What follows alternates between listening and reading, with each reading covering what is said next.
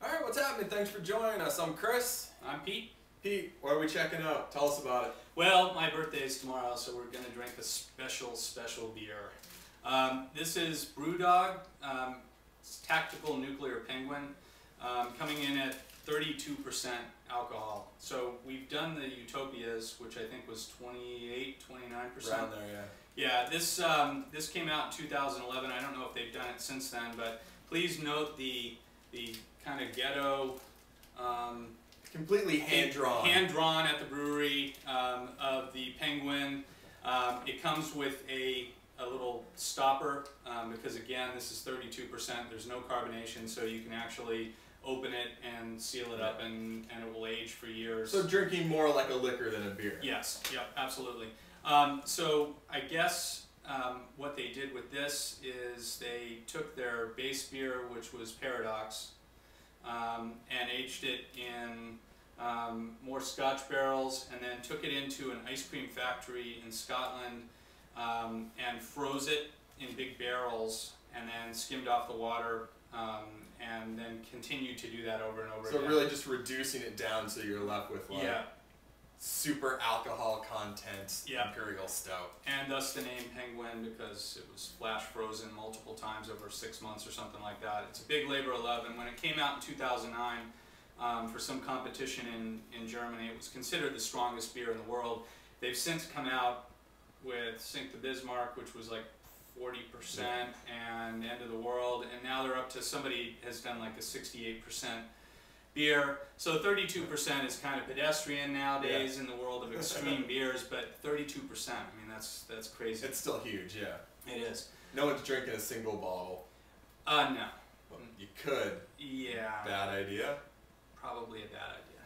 So, anyways, because it was kind of rare, we got it in Europe this summer. We found it over there because we couldn't find it in the States. We're going to portion it out and stuff so we can savor this bottle. We're going to try to maybe have it once a year, a little shot of it once a year for the next few years, just to see how it ages. Cool. Okay, so we just poured ourselves. We micromanaged it out in the kitchen. With surgical precision. Yeah. By the way, once you take it out of the bag, it's got a nice little Tactical Nuclear Penguin beer for the dedicated label on it with 3 skulls and crossbones on it. I like it. It comes with its own stopper / beer opener. Yes. So. Although it didn't need the beer opener since it was a cork. True. So. Anyways. But still kind of a cool thing. Yes. But, so just the appearance, there was absolutely no head on it when we poured it. No. It leaves massive alcohol legs. These are probably the biggest alcohol legs I've ever seen on a beer ever. It beats out the Utopias. I mean, it literally looks just like wax melting down the side. Yeah, it's really funny. It's kind of like this yellowish hue, but then they kind of like form like lines of drippage. So there's definitely booze in here. Yeah. There's no question. But other than that, it's a really... It's not completely pitch black. I mean, at least it's thinned out over the bottom of the glass, but like a really dark, almost like a cola / it's like dark brown. Yeah, cola's probably without any carbonation. I have one stray bubble in my glass. Yeah, how'd it get there? There's nothing else going on. But all right, let's get a nose on this thing. It's huge. Well, you can smell the alcohol too. My God, it burns actually. There's a lot. It's really rich. It's like a deep, rich pungency of just flavors in there. Yeah. Now the base beer is Paradox, which is aged in Scotch barrels. It's supposed to have, and I've had it, and I actually don't like it because it's so peaty. I'm not getting a lot of the Scotch barrels on here. It seems a lot sweeter. Are you getting any of the peaty kind of nose to it? Or? I'm definitely getting sweeter qualities. There's a lot of really deep... It's hard to explain. It's just very pungent, almost bordering, as much as I don't want to say it, bordering on like a soy sauce kind of thing, which sounds like a complete turn-off in a lot of ways, but I mean, it really is its own beast. It's really unique. I think you could probably just get a contact buzz just by sniffing it. Yeah. I mean, it's crazy. Yeah, that's all. You only need one bottle ever. You just keep smelling it. Okay, we gotta sip this thing. All right, let's see what we got. Cheers. I'm not getting any smokiness or anything. I know that. Really, I am. Are you? Yeah. That's what I was saying. Like, I'm detecting smokiness. Really? Yeah. Maybe that was just in my cup. Maybe you poured off that section. There's almost a bit of like a maple kind of sweetness. Yep. There's a smokiness. There's a really rich, just super concentrated like malt character. Just completely like this viscous mouthfeel to it, where it's just, like we were saying, like the water's been frozen off, so you're just really left with really like the syrup of a beer. Yeah. I mean, almost thinking in terms of, if you've seen at soda, the places that serve soda through the soda fountain, you get like the you get the concentrated soda syrups. This, I would only have to assume it has that kind of just like viscous quality. Yeah. Oh, it's really good. I'm not getting a lot of the peatiness. I'm getting a little bit of a bitterness on it, but I'm certainly not getting the peatiness that turned me off about the base beer. So, I mean, I don't think there's much similarity to the Paradox at this point, but definitely getting some of the more wood notes in it. Or really, I feel like the main players in this, as is right now, are sort of almost that kind of maple sweetness, that a little bit of that smokiness, and just an overwhelming richness of the malt, just super concentrated. Like, this is definitely, something you really do only need about this much of. Yeah, I mean, it similar to the Utopias, it's like an ounce or an ounce and a half. It's like it satisfies your need for it. Yeah, there's no carbonation whatsoever in this.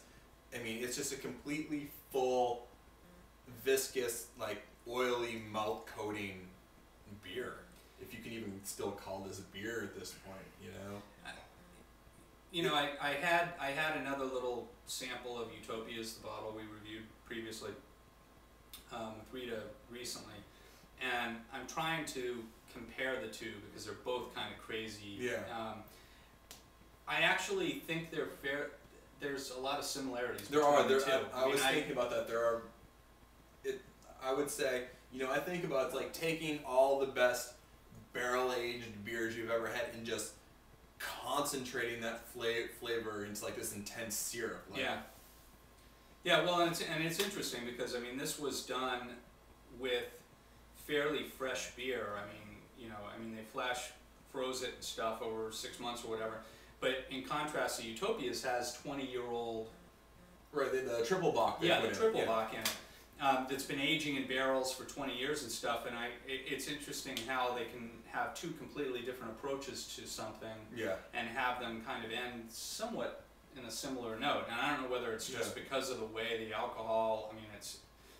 What would you get, for comparison purposes, what would you give the edge to between this and the Utopias?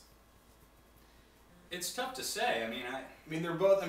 This is like a straight, if we're thinking straight imperial stout that's been, reduced and just made to be huge, versus something like the Utopias, which is very much a blend of things. Yeah, I don't know. At some point the cachet comes into the equation. This wasn't, I'll say it. This was $80 over there, but it goes for $120 up to $200 for a 12-ounce bottle. Right. The Utopias is, $150 to $200 depending on where you get it. But you get the free, you send away for this special tasting glass. It comes in this decanter that's just amazing. This comes in, the hand-drawn paper bag was kind of cool. Yeah, that's got a certain amount of pull. Yeah. But just from a kind of the overall presentation, it definitely goes to the Utopias. They did it right. But as far as just, blind taste testing, it's kind of almost a push. I mean, I was expecting not to like this as much because of the peaty, you know, and the smokiness, but I'm not finding that to be off-putting at all. Yeah. I mean, I think they're both amazing. Never buy another bottle of either again. Right. I mean, it's kind of a novelty. I only say that just because I know they're each their own thing, but when you get up into that super top tier of alcohol percentages, they're sort of like the collective gang of beers where it's like, okay, we can hang out with like this elite group sort of thing. It's like we're gonna compare and contrast off of that. Yeah. I felt like the Utopias had a lot more sweeter, more distinctive notes. Sort of more like in that barley wine kind of territory, like those kind of notes. Where this just coming off the base beer being more stout has a lot more viscous, just really deep raw kind of notes. Well, and I think I would probably lean towards the Utopias because of the care that's gone and the effort that's gone into making that beer. It's very much a blended beer. Yeah, I mean, moving it from tequila barrels to rum barrels to to Buffalo Trace barrels for 3 years, and you've got 20 years in the making. Versus this is, you know, two crazy ass guys in Scotland like freeze making this beer. It's definitely more refined, like more of a Ferrari versus the kind of the supercar kind of like let's get it to 32% kind of thing. I'm interested because I've thought about trying to pull the trigger on one of those 62% beers because those are a little bit cheaper. Just to see, like, let's double the ABV and just see if it's completely different. Later on, we'll just take a Budweiser and add straight like grain alcohol to it. But we will see. That might be a future beer review. All right. Yeah. So definitely its own unique beer. If you have the chance, try it. I'm definitely gonna enjoy the remaining. Like shit, if I swirl this around my glass, it will literally disappear. It'll just be stuck to the sides. I will be swabbing and sucking on the paper towel out of the inside of the glass. Alright, so we're gonna enjoy the rest of this. Hope you're enjoying something as well. See you next time. Cheers. Cheers.